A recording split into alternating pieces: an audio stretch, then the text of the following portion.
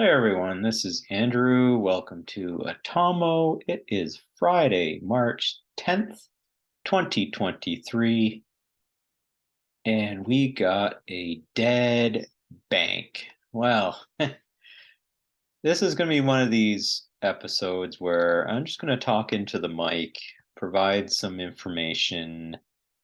No financial advice, no medical advice, no legal advice. This information that I'm providing. Let's call it fiction. I'm going to tell you a story. Nothing here is really. Let's just say I'm just making this stuff up.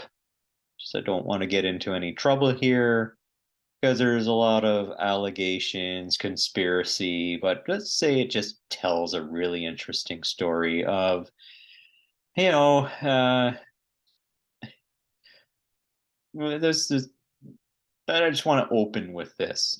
So I was trying to explain this to my wife tonight and why we got a dead bank and possibly some of the reasons for the dead bank. Again, this is all allegedly.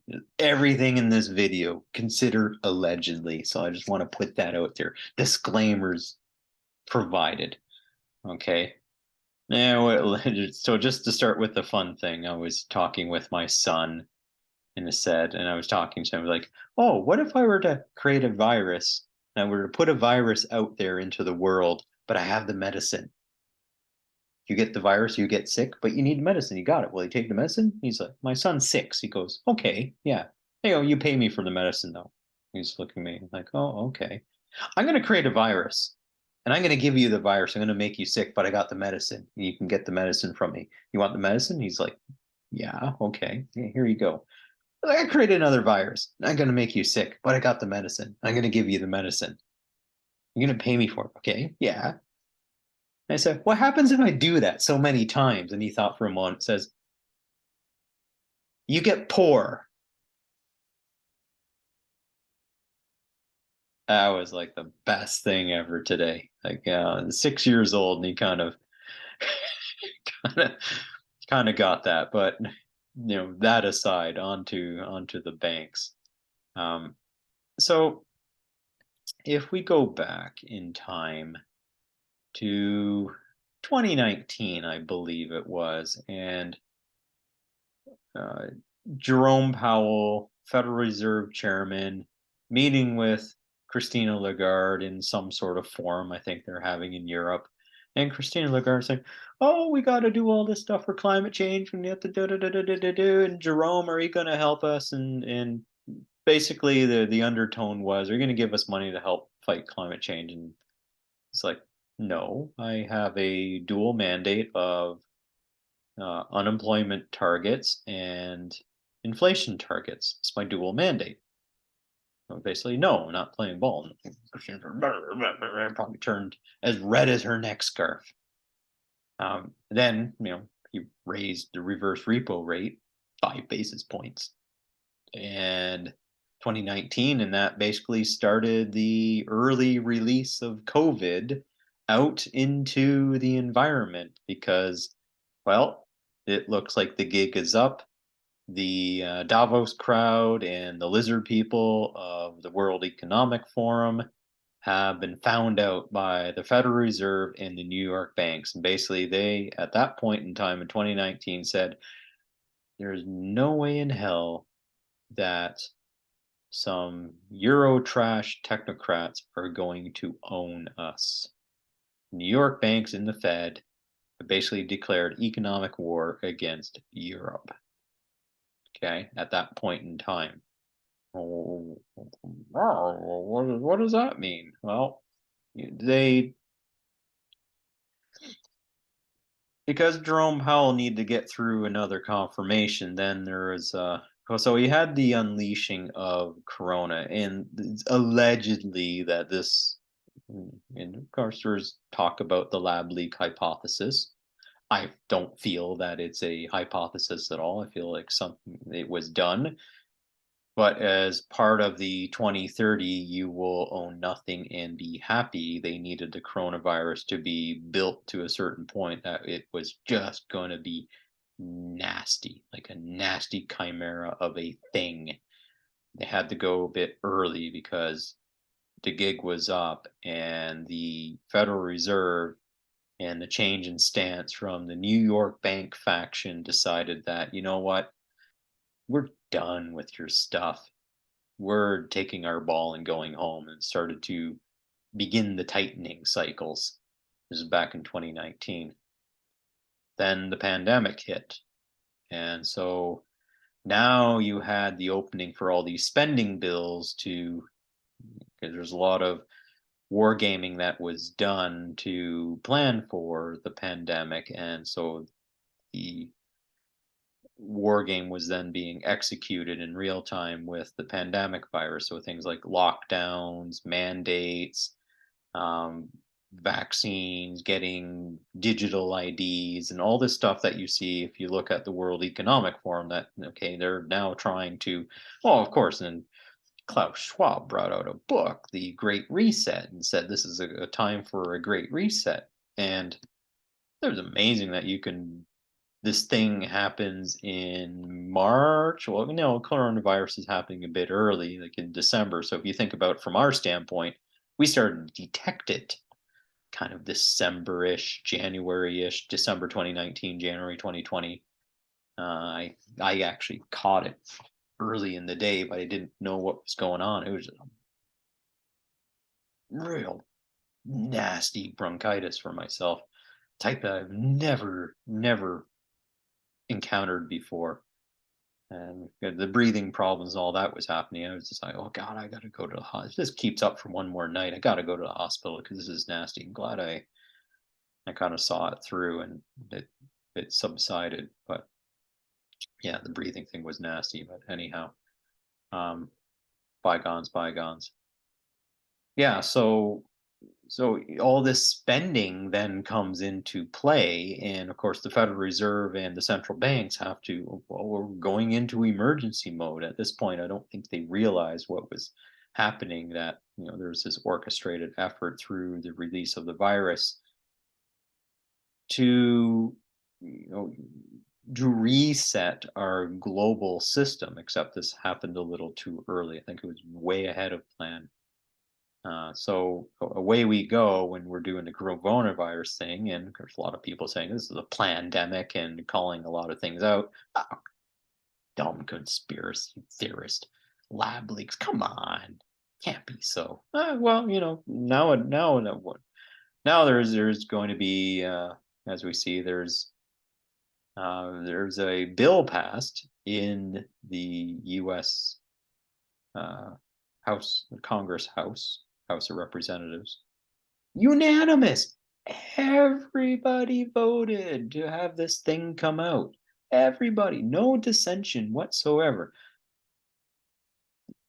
Probably something for another video. That's going to develop, because that's interesting that all the Congress critters agreed on something. That means there's something afoot big. Anyhow, that thing aside, unless part of that is because we got a bank blowing up the same day, we're passing this. Where okay, I'm Canadian, but sometimes I feel some camaraderie with you in the United States. But let's look at it as, interesting that this goes unanimous, and we got some banking failures happening. So let's keep running the tape. So Fed starting a tightening cycle, coronavirus blows out. Okay, so we have to do emergency spending for this, and in the amounts of trillions of dollars. Even in Canada, I think we got close to $1 trillion, and it was like $500 billion shortfall that had to be printed. And I knew that, okay, well, this is going to hit the market in a nasty way. You just don't go $500 billion deficit. Maybe it was around, okay, let me correct that, maybe 300 billion after tax receipts come in Canada. It's just mind-boggling. When I was growing up, it's like $2 billion deficit was just nasty. To go with 300 billion just blows the mind, which means it's going to have an impact in inflation.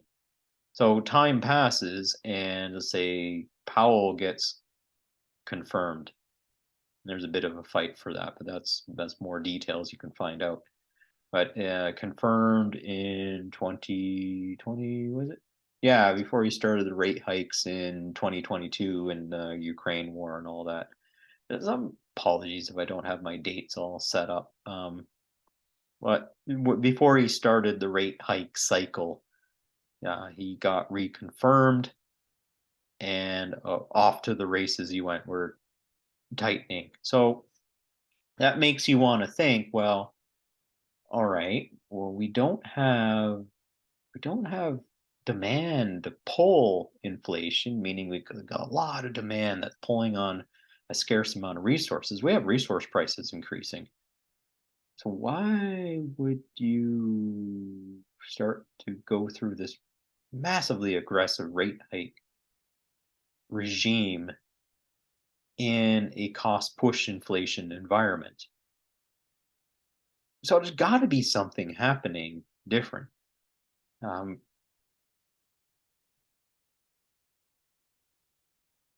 what if I'm JP Morgan and I am the head of potentially the most powerful bank in the US? My compatriots, the New York Bank, are under attack. Well, what do you mean by under attack? Well, if we look at the European Central Bank and the IMF deciding that, hey, and I put in a previous video and you saw the talk about the walled garden of Europe, that, well, if we're going to be the walled garden, we're going to keep the jungle away. Perhaps, well, if Europe becomes the seat of the global central reserve central bank of the world,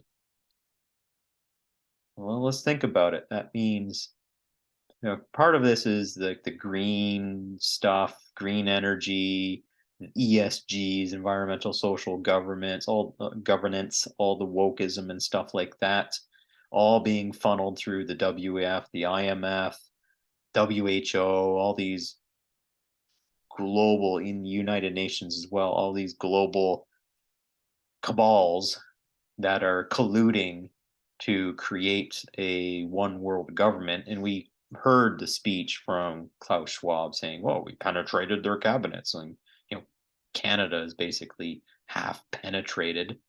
And there's even some dominoes falling there. Some CSIS stuff that was coming out today, Canadian Security Intelligence Services, about some of the potential interference from Chinese to Canadian elections.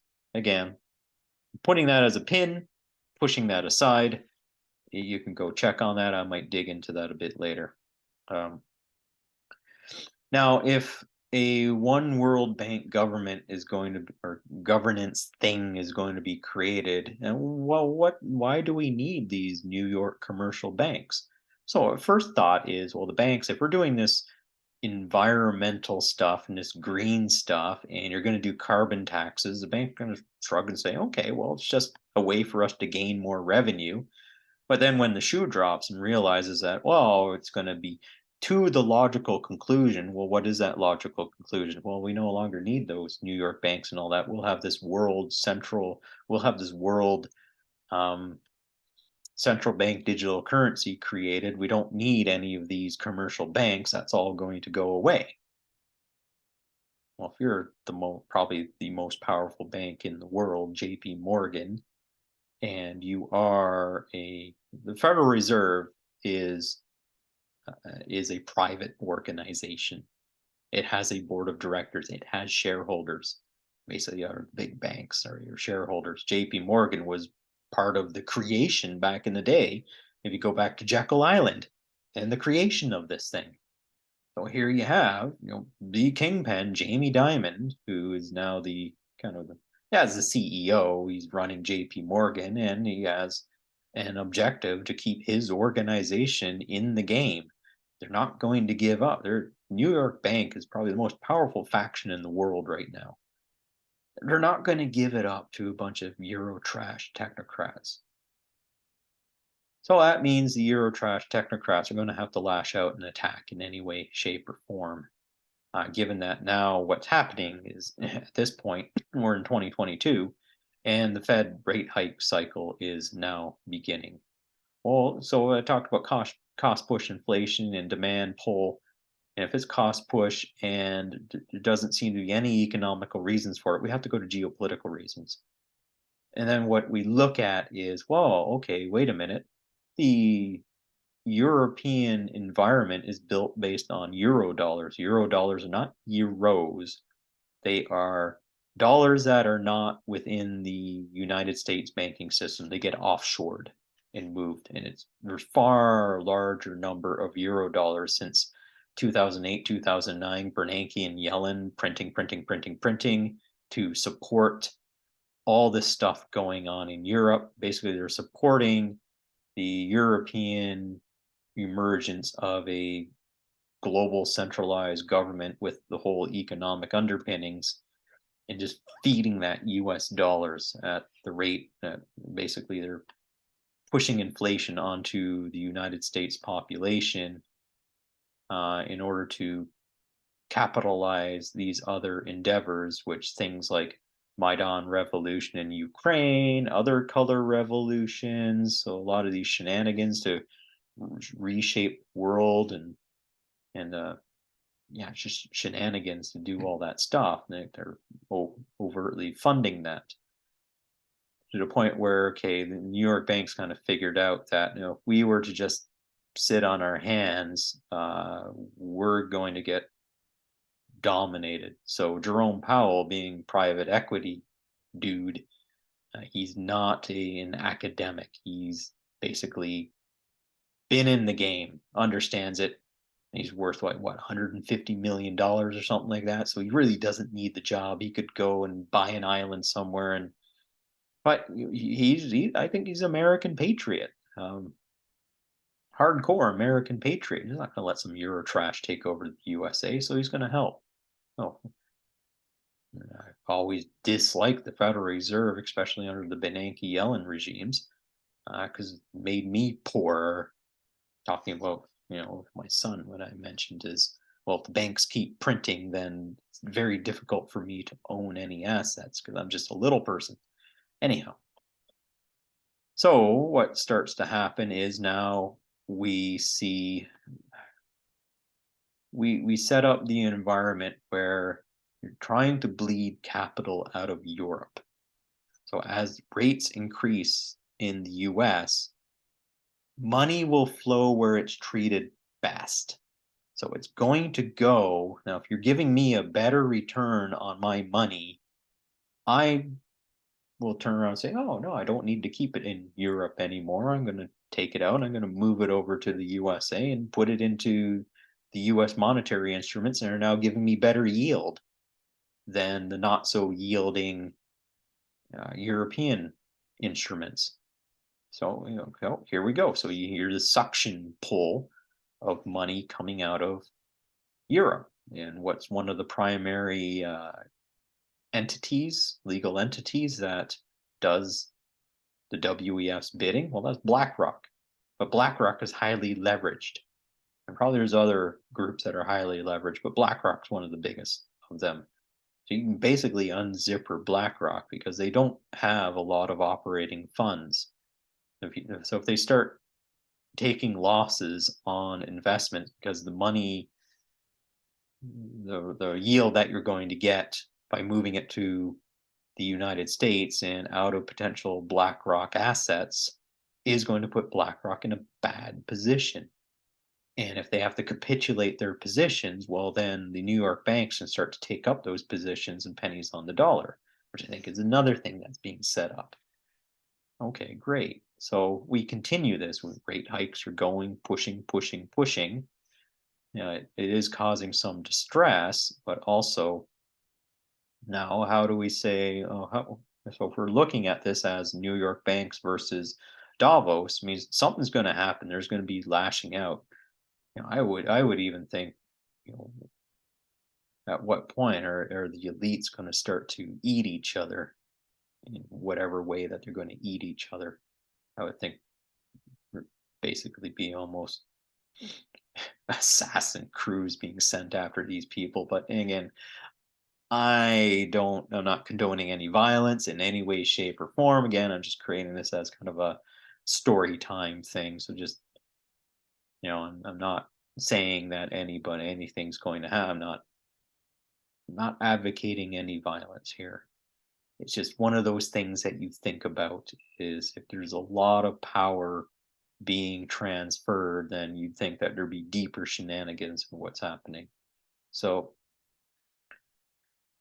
here you have um, JP Morgan pretty much kind of at the forefront of this, one of the biggest owners of the Federal Reserve, allegedly. I don't know unless we actually see the cap tables of the Federal Reserve.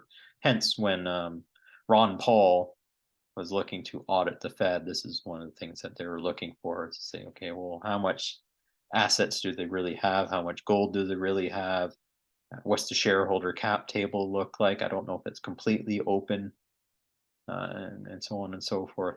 Okay, so we got these rate increases going, and we're hitting a point where there's now going to be potentially some more rate increases, and we're going to start hitting the potential break point. But along the way, it's been known that, well, we expect some failures to happen along the way, but as long as there's no overall systematic breakdown within the US economy, so there's probably an agreement made between the Fed and the New York banks on how they're going to pick winners and losers, because they're not going to get bailouts this time around.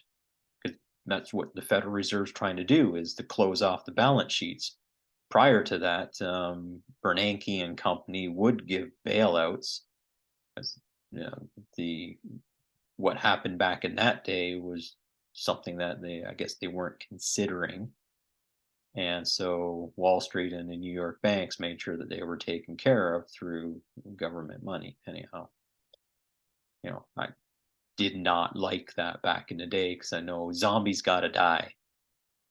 But now we're looking at one world global government versus maintaining our sovereignty. So I'm going to side on the central bank for now and the Federal Reserve and Jamie Dimon. Like, please keep the lizard people away.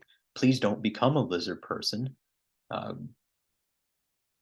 Take care of us in a way. We don't want to come under the umbrella of Eurotrash technocrats. That's my position. Okay. So then, in the last few weeks, we've seen, if you take a look at some headlines, there's some discussion of impropriety. Jamie Dimon has some impropriety. Jamie Dimon has some connections to the Epstein and the Pedo Island and all that. It's like, oh, where have we seen this before? This is what we call nuts and sluts.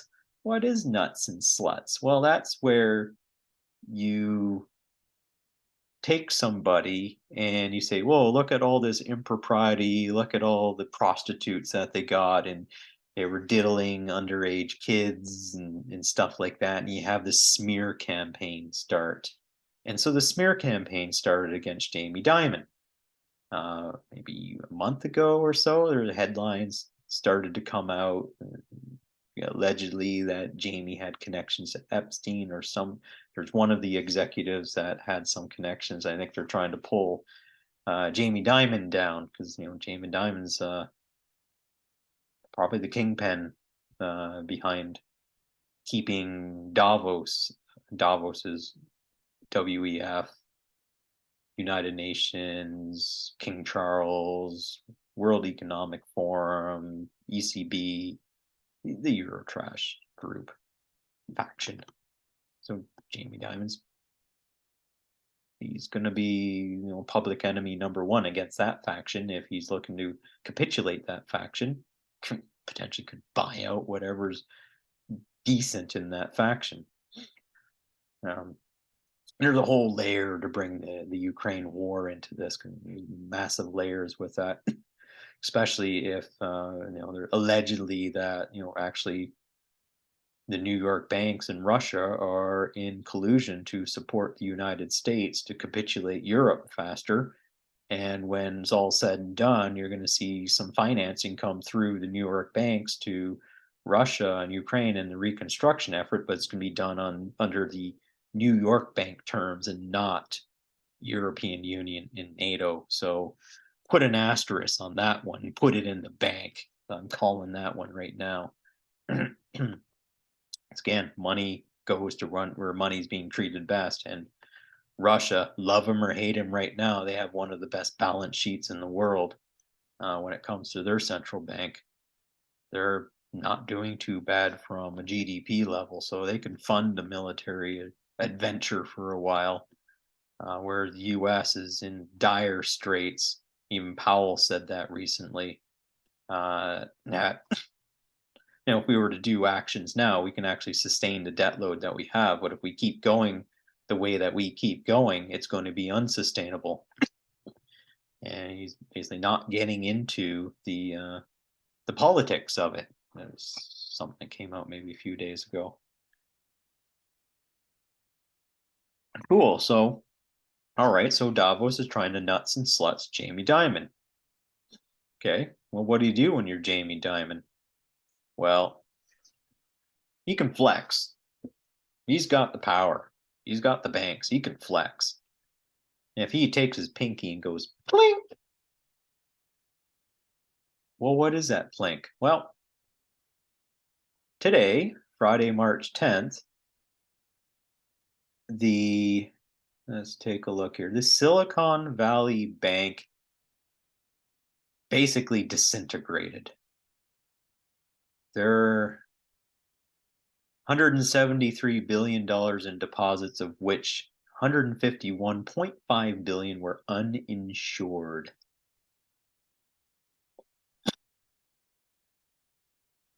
How did this happen? Allegedly, this is a hunch, this is prediction, this is me being fair enough. Call me a conspiracy theorist or what have you. Basically, Jamie Dimon kind of flicked his pinky finger and said, all right, you gonna nuts and sluts me? Davos, I found one of your banks. Sink it. Here we go. Silicon Valley Bank is now gone.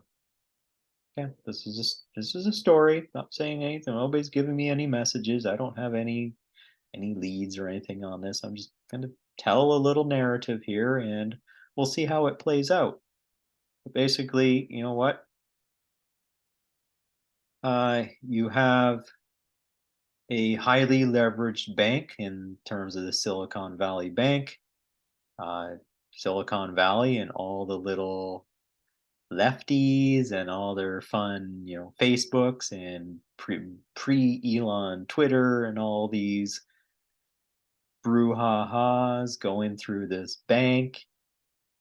And then it's like, okay, you want to do this?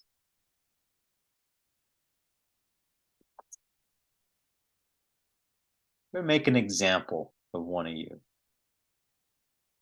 And I think what you're going to see is a lot of people, you're going to see this sitting up very fast.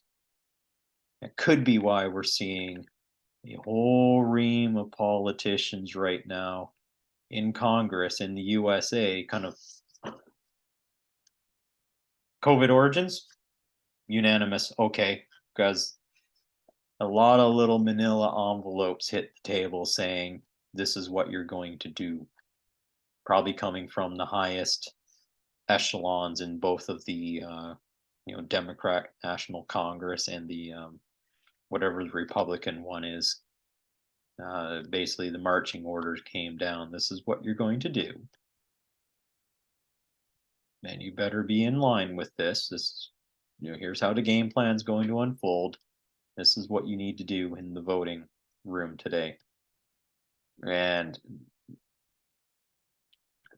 then on top of that, just to show you how serious we are, and what I believe, and this is okay, again, this is another conjecture that I have, is thank you to Trudeau in Canada showing us how you can take money away from the little people, and that comes with the trucker convoy. That the New York banks probably looking and say, you know what, Congress critters,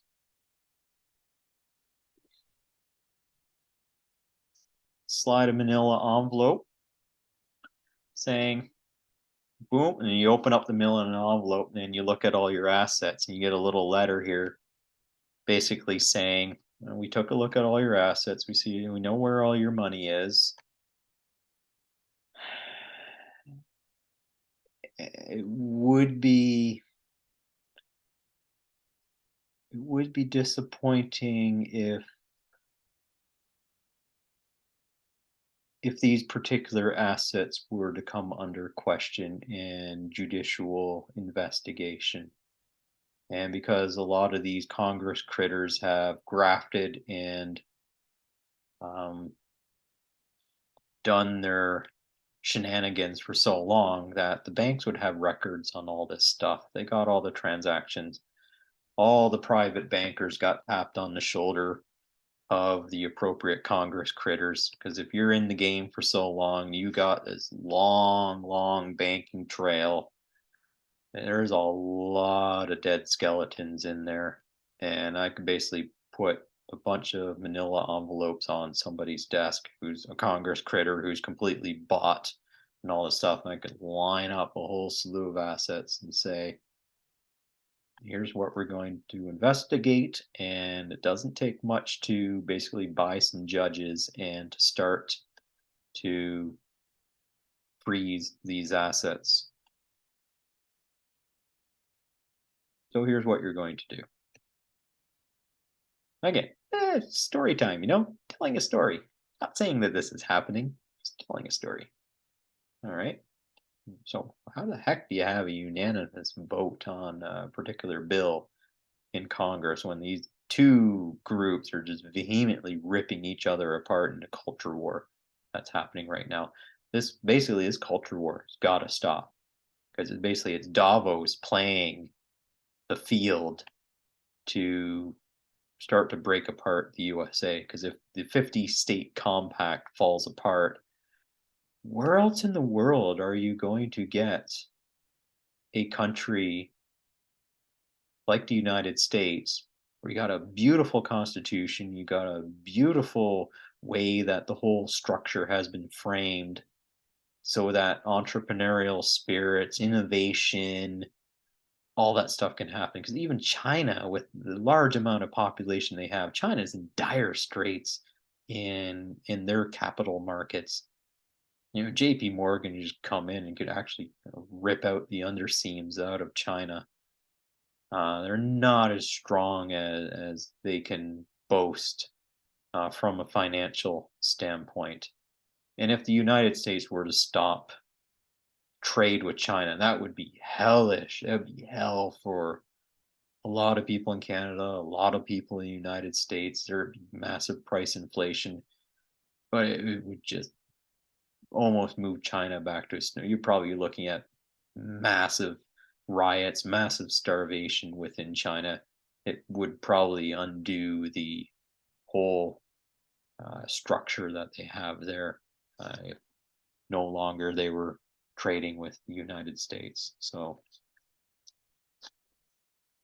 there we go. I think that's what I wanted to put forward to you today. Just keep an eye on this. I think I'll stop it there. A little nuts and sluts campaign that just got plinked off, and I think we just saw an example. I'm not sure if it's going to be contagion ripping through, but that's, hey, if things happen and I look at this, so yeah, okay, I didn't call that right. This didn't age well. Then in the next video or another video, or maybe down the line, I'll say that was a conjecture, didn't age well. That story didn't take shape. Maybe it's something else.